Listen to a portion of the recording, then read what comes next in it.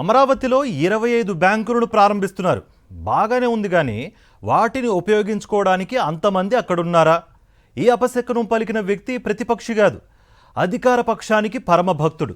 చంద్రబాబుకు నిత్యం స్తోత్ర పారాయణం చేసే ఎల్లో మీడియా వంశీకుడు. నిజమే కదా, ఎవరున్నారక్కడ? 29 గ్రామాల్లో 33,000 ఎకరాల భూములిచ్చి జీవనాధారం కోల్పోయి ప్రభుత్వం ఇస్తానన్న ప్లాట్ల కోసం ఎదురుచూస్తున్న త్యాగరాజుల కుటుంబాలు తప్ప సర్కారిచ్చే ప్లాట్లు అమ్ముకుంటే కదా వారికి బ్యాంకులతో పని. ఆ భూములపై ఆధారపడి పొట్టబోసుకున్న వ్యవసాయ కూలీ కుటుంబాలు ఇప్పుడు ఎక్కడున్నాయో.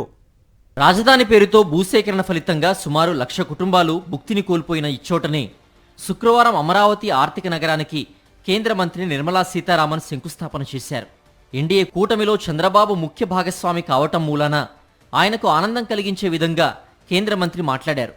హైదరాబాద్లో ఆయన స్థాపించిన ఆర్థిక నగరం ఎంతో అభివృద్ధి చెందిందని, ఇది కూడా అలాగే అభివృద్ధి సాధించాలని ఆమె ఆకాంక్షించారు.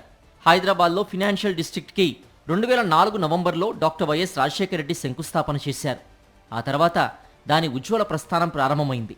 క్రెడిట్ చౌర్యం అనేది చంద్రబాబు బలహీనత. ఆ బలహీనతలో భాగంగా ఐటీ విప్లవం దగ్గర నుంచి హైదరాబాద్ నిర్మాణం దాకా అనేక చరిత్రాత్మక ఘట్టాలు ఆయన ఖాతాలో చేరిపోతూ ఉంటాయి.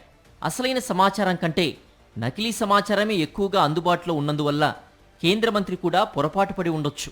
గతంలో స్కిల్ కుంభకోణం కేసులో చంద్రబాబు అరెస్ట్ అయినప్పుడు 55 దేశాల్లోని ప్రజలు వీధుల్లోకొచ్చి హాహాకారాలు చేశారని ఎల్లో మీడియా ప్రచారంలో పెట్టిన సంగతి తెలిసిందే. ఆ ప్రచారం ప్రభావం అంతో ఇంతో ఉంటుందేమోననే అనుమానం సహజం.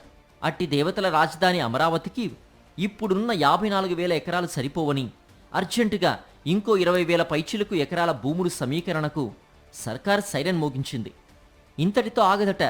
ఇంకో 25,000 ఎకరాల కోసం 3వ రౌండ్ సమీకరణ కూడా సిద్ధంగా ఉన్నదని విశ్వసనీయ సమాచారం. ఏతావత రాజధాని పేరుతో 1,00,000 ఎకరాల సారవంతమైన పంట భూమికి సర్కార్ టెండర్ పెట్టింది. ఇప్పుడు ఈ 1,00,000 ఎకరాల్లో నివసించడానికి లక్షల సంఖ్యలో నరనారీ జనసందోహం ఎక్కడి నుంచి వెల్లువెత్తి రావాలి? ప్రభుత్వ ఆఫీసుల్లో పనిచేసేవారు లేదా ప్రైవేటు కంపెనీలు వస్తే వాటిలో పనిచేసేవారు అక్కడ నివాసం ఏర్పాటు చేసుకునే పరిస్థితులు ఉంటాయా? రియల్ ఎస్టేట్ మోడల్లో కార్పొరేట్ రాజధాని నిర్మాణాన్ని ప్రారంభించిన తర్వాత అద్దెలు గాని అమ్మకాలు గాని మధ్యతరగతి సాధారణ ప్రజలకు అందుబాటులో ఉంటాయా? పేద ప్రజలు మధ్యతరగతి ప్రజల పిల్లలు చదువుకోవడానికి ఎన్ని పాఠశాలలు ఎన్ని కళాశాలలు పెట్టబోతున్నారు? ప్రైవేట్ విద్యాసంస్థలకు భూపందేరాలు చేయడం తప్ప ప్రభుత్వ విద్యాసంస్థలను ఇప్పటి వరకు ఎందుకు ప్రకటించలేదు? వగైరా ప్రశ్నలు సహజంగానే పుట్టుకొస్తాయి. విజయవాడ, గుంటూరు, మంగళగిరి, తాడేపల్లి వంటి అన్ని వసతులున్న పట్టణ ప్రాంతాలు చేరువలో ఉండగా అమరావతిలోనే ప్రజల నివాసం ఏర్పాటు చేసుకోవడానికి ఎంతకాలం పడుతుందో చెప్పడం కష్టం. రాష్ట్ర ఆర్థిక ప్రగతికి గ్రోత్ ఇంజిన్ వంటి నగరాన్ని అభివృద్ధి చేయాలనుకోవడం వేరు, అది రాజధాని నగరమే కావాలనుకోవడం వేరని నిపుణులు చెబుతున్నారు. గ్రోత్ ఇంజిన్గా అభివృద్ధి చెందడానికి మానవ సంకల్పంతో పాటు కొన్ని సహజమైన అనుకూలతలు కూడా ఆ నగరానికి ఒనగూడి ఉండాలి. అటువంటి అనుకూలతలు అమరావతితో పోల్చితే విశాఖపట్నానికి దండిగా ఉన్నాయనే అభిప్రాయం ఉంది. విశాఖను గ్రోత్ ఇంజిన్గా మార్చుకుని అమరావతిని పాలనా రాజధానిగా కొనసాగించాలంటే 1,00,000 ఎకరాల భూమి, లక్షల కోట్ల రూపాయల అప్పు అవసరం లేదు. ఒక రాష్ట్రానికి కానీ దేశానికి కానీ అభివృద్ధి ప్రణాళికలను రచించే ముందు ఆ ప్రాంత బలాబలాలను గమనంలోకి తీసుకుంటారు. ఆ లెక్కన ఆంధ్రప్రదేశ్కున్న సహజ బలాల్లో 3 ముఖ్యమైనవి. 1 సముద్ర తీరం, 2 వ్యవసాయ రంగమైతే 3వది బహుళ పట్టణ వ్యవస్థ. దేశంలోని మరే రాష్ట్రంలో లేని విధంగా 15 ప్రగతిశీలమైన పట్టణాలు ఏపీలో ఉన్నాయి. అభివృద్ధిని వికేంద్రీకరించి దృష్టి పెడితే విశాఖ, విజయవాడ, గుంటూరు నగరాలకు తోడు మరో 10 పట్టణాలు ఒక్కోటి 10 లక్షల జనాభాకు ఉపాధిని, ఆశ్రయాన్ని ఇవ్వగలవు. అమరావతి కోసం ఇప్పుడు సేకరించిన భూమే రాజధాని అవసరాలకు సమృద్ధిగా సరిపోతుంది. మరింత భూసేకరణ, మరింత రుణసేకరణ వంటి వృధా ప్రయాసలు తప్పుతాయి. పట్టణీకరణ నిపుణులు చెబుతున్న మాటలివి, ప్రతిపక్షాల విమర్శలు కావు. రాజధాని అప్పులు కాకుండా ఇప్పటికే రాష్ట్ర ప్రభుత్వం 2,00,000 కోట్ల పైచిలకు అప్పులు చేసింది. రాజధాని కోసం 40,000 కోట్లు చేశారు. మొదటి దశలో 53,000 ఎకరాలను దృష్టిలో పెట్టుకుని రాజధానికి 77,000 కోట్లు కావాలని చంద్రబాబు స్వయంగా అన్నారు. ఇప్పుడు ఇది 1,00,000 ఎకరాలకు మారింది. ఇంకెంత కావాలి? కేవలం రహదారులు, ఇతర మౌలిక వసతుల కల్పనకే ఎకరాకు 2 కోట్ల చొప్పున 1,00,000 ఎకరాలకు 2,00,000 కోట్లు అవసరమవుతాయని నిర్మాణ రంగం నిపుణులు చెబుతున్నారు. ప్రభుత్వ భవనాల నిర్మాణాలు, ఇతర అవసరాల కోసం ఇంకో 1,00,000 కోట్లు, మొత్తం 3 లక్షల కోట్ల అప్పును ఎక్కడ తెస్తారు? దాన్ని ఎవరి నెత్తిన రుద్దుతారు?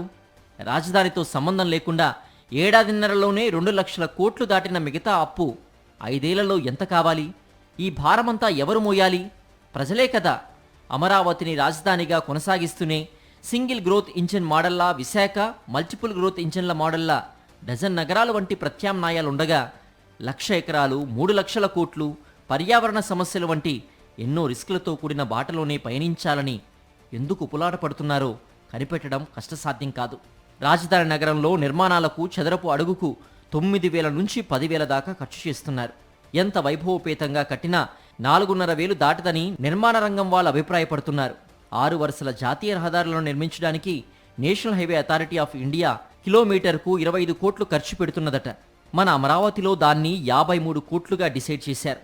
ఇటువంటి అవినీతి వ్యవహారాల మీద సాక్షి మీడియాలో సవివరంగా కథనాలొచ్చినా, నిపుణులు ఎందరో సోషల్ మీడియా వేదికపై గొంతు విప్పినా ప్రభుత్వం నుంచి మాత్రం స్పందన లేదు. అంటే అందులో ఖండించడానికి ఏమీ లేదని అర్థం చేసుకోవాలి. ఈ లెక్కన ప్రభుత్వం అప్పులు తెచ్చి రాజధాని కోసం 3 లక్షల కోట్లు ఖర్చు పెడితే అందులో సగభాగం కైంకర్యాలకే సరిపోతుందన్నమాట. బలమైన ఆధారాలు, అనుమానాలతో వస్తున్న ఈ విమర్శలకు ప్రభుత్వం ముఖం చాటేస్తున్నది కనుకనే పెద్ద ఎత్తున అవినీతి జరుగుతున్నదని జనం నమ్ముతున్నారు. పాలక కూటమి కార్యకర్తలు, చోటా నేతలు కూడా రాజధాని అవినీతిని నమ్ముతున్నారు.